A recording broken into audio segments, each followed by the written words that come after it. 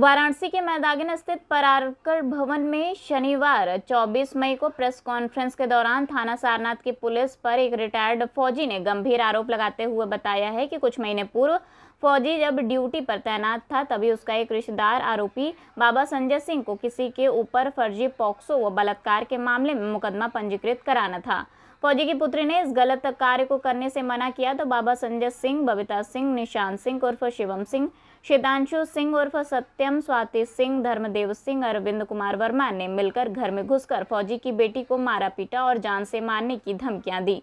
घटना के बाद पीड़ित युवती द्वारा थाना शिवपुर में मुकदमा पंजीकृत कराया। उसके बाद पीड़िता को यहां से न्याय न मिलने पर उक्त मुकदमे की विवेचना थाना सारनाथ को दे दी गई।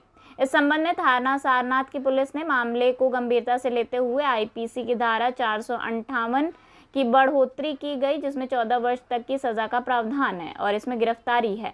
इस मामले में थाना सारनाथ की पुलिस ने आरोपी बाबा संजय सिंह को उसके घर से गिरफ्तार तो कर लिया, लेकिन थाने लाकर सीआरपीसी की धारा 437(2) के तहत नियमानुसार मानव की रक्षा हेतु अपने शक्ति प्रयोग करते हुए थाने से ही गंभीर बीमारी का हवाला देते हुए उस आरोपी को रिहा कर दिया। वहीं फौजी का यह भी कहना है कि कोई भी बीमारी का प्रमाण कहीं नहीं दिया गया है। डॉक्टर ने सब कुछ नॉर्मल बताकर डिस्चार्ज कर दिया।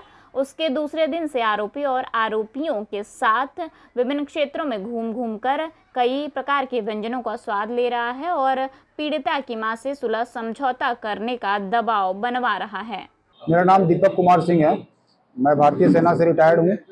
ये प्रेस कॉन्फ्रेंस इसलिए आयोजित की है, मैंने एक अपने बच्ची को न्याय पाने के लिए।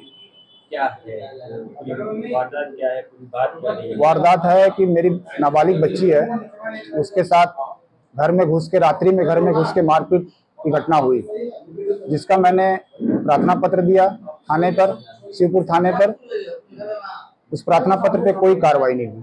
मैं सर्विस के दौरान था, आने के बाद मैंने उच्च अधिकारियों को प्रार्थना पत्र दिया, उस पर भी कोई कार्रवाई नहीं हुई। फिर किस तारीख की घटना है और क्या घटना है? ये घटना थी 7 मार्च 2023 की। क्या हुआ था उस दिन रात? मतलब मेरा रिश्तेदार है संजय सिंह, वो फर्जी ही मुकदमा कराना, उसका काम लोगों से पैसा ऐंठना काम है। उसने मेरी बच्ची के साथ मारपीट किया और बोला कि तुम एक व्यक्ति के ऊपर पास्को का झूठा मुकदमा दर्ज कराओ। मेरी बच्ची ने मना किया जब, तो उसे मारा पीटा और उसे प्रताड़ित किया। कारण क्या सामने आ रहा था? पास्को का मुकदमा क्यों दर्ज कराने के लिए अगला कह रहा था? वो बस उसका काम ही है दूसरे को फंसाना। क्या आप लोगों की आपसी पुरानी कोई रंजिश रही है? कोई रंजिश नहीं थी। मैं उसके मकान पे किराए में 12 साल से लगातार रह रहा था। किसी ने एफआईआर दर्ज कराया कहीं कुछ ऐसा? एफआईआर दर्ज हुई माननीय न्यायालय द्वारा। जब आदेश किया कि माननीय न्यायालय ने जब आदेश किया तो शिवपुर थाने में 4 सितंबर 2024 को एफआईआर दर्ज हुई। आपने बोला कि उसका काम ही यही है। हाँ। क्या वो किसी प्रकार का माफिया है, उसका काम यही है?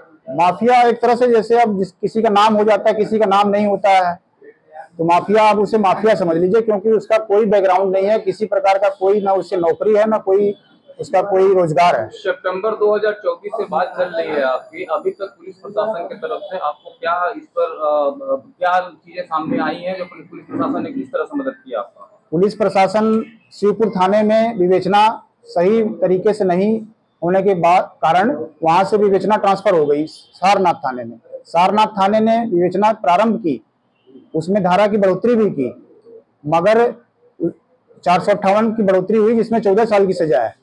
और उसे गिरफ्तार करने के बाद उसे थाने पर से ही छोड़ दिया गया, केवल ये कहकर कि उसे हार्ट अटैक हो गया, और वो आराम से घूम रहा है। मुझे धमकी दे रहा है कि अगर आप, ये कितने तारीख की घटना है? थाने से छोड़ दिया गया? ये 16 मई 2025 की घटना है। अभी क्या लगता है आपको प्रशासन की मिली भगत है जिस तरह की चीजें हो रही है? हो सकता है, बिल्कुल। जब इतना उस तरीके से उसे छोड़ दिया गया, उसके लड़के भी उसमें दोनों वांछित हैं, वो भी अभियुक्त हैं। उनको तो कोई मतलब पकड़ा ही नहीं गया, ना उनसे कोई कुछ हुआ, बस उसे पकड़ा और उसको छोड़ भी दिया गया, ना कोई आगे की कार्रवाई हो रही है। और मुझे बिल्कुल खतरा है। मुझे जिस तरह से धमकी मिल रही है कि हो सकता है कि मुझे वो लोग नुकसान पहुंचाए, मेरी बच्ची को भी नुकसान पहुंचा सकते हैं। पुलिस कार्रवाई से संतुष्ट नहीं है? बिल्कुल संतुष्ट नहीं हूँ सर मैं। आपको कैसे पता लगा कि वो घूमता है? और वो पेपर में पूरा उसका फोटो छप रहा है। ये जीडी तो उसी दिन वायरल हो गई। अमिताभ ठाकुर पूर्व आईपीएस, उन्होंने बाकायदा ट्विटर पे स्टेटमेंट दिया है कि सारनाथ थाने के जीडी एक अभियुक्त को छोड़ दिया गया। जीडी में दर्ज होने के बाद भी, गिरफ्तारी दर्ज होने के बाद भी छोड़ दिया गया उसे। जगह जगह सेना का सम्मान किया जा रहा है। तिरंगा यात्रा भी आज निकलने वाली है, पूरे देश में निकाली जा रही है। सेना से आप हैं, प्रधानमंत्री जी का संसदीय क्षेत्र है, उनसे क्या कहना चाहेंगे, क्या अपील करना चाहेंगे? मेरा ये प्रेस कॉन्फ्रेंस रखने का यही मकसद है कि आप लोगों के द्वारा माननीय प्रधानमंत्री जी और माननीय मुख्यमंत्री के पास ये संदेश पहुंचे कि एक सेना के जवान को अगर इस तरह से न्याय नहीं मिल पा रहा है तो फिर बाकी का तो क्या कहा जा सकता है।